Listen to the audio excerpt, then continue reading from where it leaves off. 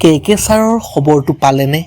হঠাতে আহিল বেহাৰবাৰী আউটপোষ্টৰ কে ছাৰৰ তথা অসমৰ জনপ্ৰিয় অভিনেতা সিদ্ধাৰ্থ শৰ্মাৰ এক বিশেষ খবৰ। সকলো সবিশেষ জানিবলৈ অনুগ্ৰহ কৰি ভিডিঅ'টো অলপো স্কিপ নকৰাকৈ শেষলৈকে চাব।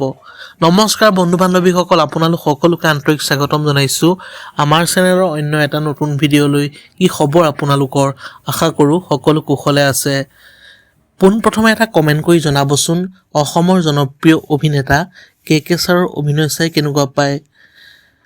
অসমৰ জনপ্ৰিয় অভিনেতা কে ছাৰে সকলোকে আচৰিত কৰি দিলে এক ভাল খবৰ।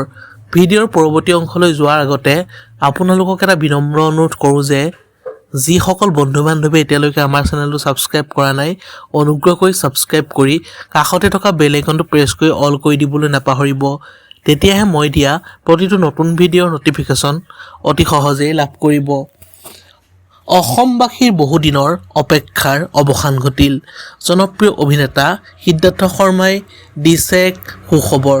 অসমৰ জনপ্ৰিয় অভিনেতা সিদ্ধাৰ্থ শৰ্মাৰ ভাল খবৰটো হ'ল যে তেওঁৰ এখন নতুন চিনেমা আহি আছে আৰু চিনেমাখনৰ নাম হ'ল সৰসজ্যা।